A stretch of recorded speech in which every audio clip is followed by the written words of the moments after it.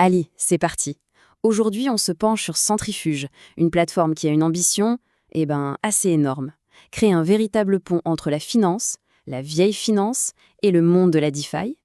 On va commencer avec une question qui change un peu tout. Imaginez. Imaginez juste une seconde que n'importe quel actif, genre un prêt, une facture, même des parts d'un fonds d'investissement, qu'on puisse se les échanger aussi simplement qu'on envoie un email. C'est exactement ça, la révolution promise par ce qu'on appelle la tokenisation d'actifs réels. Et l'enjeu, il est colossal. Vraiment, tenez-vous bien. 20 000 milliards de dollars. Non, ce n'est pas une faute de frappe. C'est le marché potentiel estimé pour 2034. Forcément, avec un chiffre pareil, on comprend tout de suite mieux pourquoi tout le monde veut sa part du gâteau, hein. Si tu veux avoir accès à la note que j'ai donnée à ce token dans mon rapport d'analyse, check la description. Ok. Section 1, un pont à 1000 milliards. On va essayer de comprendre la tokenisation d'actifs du monde réel. Allez, on plonge dans le vif du sujet. Pour vraiment piger ce que fait Centrifuge, il faut d'abord poser des bases, comprendre le concept clé derrière tout ça. Alors, la tokenisation d'actifs du monde réel, les fameux RWA. En gros, c'est assez simple. Vous prenez un actif bien réel et hop, vous créez son double numérique sur la blockchain. C'est ce qu'on appelle un token. Et ce token, il représente la propriété de l'actif. L'avantage, d'un coup, cet actif devient super facile à échanger, à diviser, partout dans le monde, 24 heures sur 24. Section 2, les arguments optimistes, les gros capitaux. Pourquoi Centrifuge attire les géants ? Bon, maintenant qu'on a les bases, voyons pourquoi Centrifuge fait autant parler. Pourquoi tout cet optimisme ? Petit indice, ce n'est pas juste une question de technologie. C'est aussi, et peut-être surtout, une question de qui est à leur côté. Alors, qu'est-ce qui nourrit cet optimisme ? On peut le résumer en 3 points clés, 3 gros catalyseurs. Premièrement, des partenariats institutionnels majeurs. Deuxièmement, une croissance vraiment rapide de ce qu'on appelle la TVL, c'est-à-dire l'argent déposé sur la plateforme. Et troisièmement, une technologie multichaîne assez pointue. On va regarder ça point par point. Quand on parle de partenariat, on parle de titans de la finance. Des noms comme Janus Henderson, S&P Dow Jones, c'est pas rien. S'associer avec des poids lourds pareils, ça donne une crédibilité folle. En fait, ça envoie un signal très fort. La finance traditionnelle regarde Centrifuge et se dit « Ok, là on est une infrastructure sérieuse pour mettre un pied dans la DeFi ». Et puis il y a ce chiffre, 1,3 milliard de dollars. C'est la fameuse TVL, la valeur totale bloquée. Il faut voir ça comme un énorme vote de confiance. C'est tout l'argent que les utilisateurs ont déjà confié à la plateforme. Et 1,3 milliard, ce n'est pas juste une petite somme. Ça montre qu'il y a déjà une vraie confiance du marché dans leur système. Section 3. Les arguments pessimistes, les grands risques, les obstacles sur la route des 1000 milliards. Ok, jusqu'ici, le tableau est plutôt rose, on est d'accord. Mais il y a toujours un mais. Et là, il faut être clair. Les risques sont à la hauteur des opportunités. C'est donc super important de regarder l'autre côté de la médaille, les défis qui attendent Centrifuge. Alors ces risques, ils tournent aussi autour de 3 points majeurs. Le premier, et c'est sans doute le plus important, est-ce qu'ils vont réussir à gagner de l'argent avec tout ça ? C'est la grande question.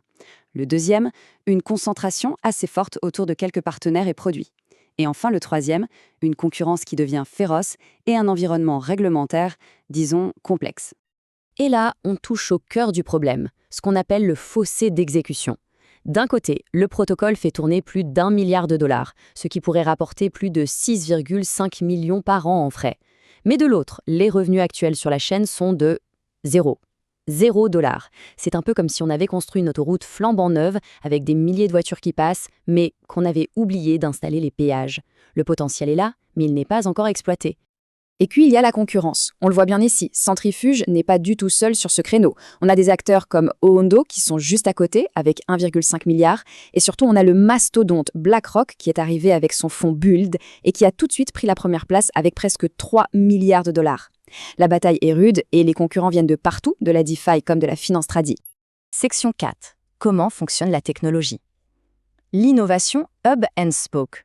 Bon, on a parlé des enjeux, des risques, mais techniquement, comment ça marche ? Comment Centrifuge arrive à faire communiquer tous ces actifs sur des blockchains différentes ? La réponse, c'est une architecture assez maligne, qu'ils appellent le hub and spoke. Alors, le modèle hub and spoke, c'est super simple à visualiser. Imaginez une roue de vélo. Le centre, le moyau, c'est le hub. Il est sur Ethereum et c'est lui qui gère toute la comptabilité. C'est le cerveau en quelque sorte. Et puis, il y a les rayons, les spokes. Eux, ils vont se connecter à plein d'autres chaînes, comme Base ou Arbitrum. Le gros avantage de tout ça, c'est que les actifs peuvent se balader d'une chaîne à l'autre super facilement pour aller là où il y a de l'argent et des investisseurs. C'est un vrai plus technique. Section 5, le verdict. Ce qu'il faut surveiller. Les signaux clés pour l'avenir. Bon, on a vu le pour, on a vu le contre. Alors au final, qu'est-ce qu'on en pense? Comment est-ce qu'on peut se projeter? Et surtout, quels sont les indicateurs à garder à l'œil? Une analyse résume assez bien la situation. En gros, il faut voir ça sur un horizon de 12 à 24 mois, mais en restant très vigilant.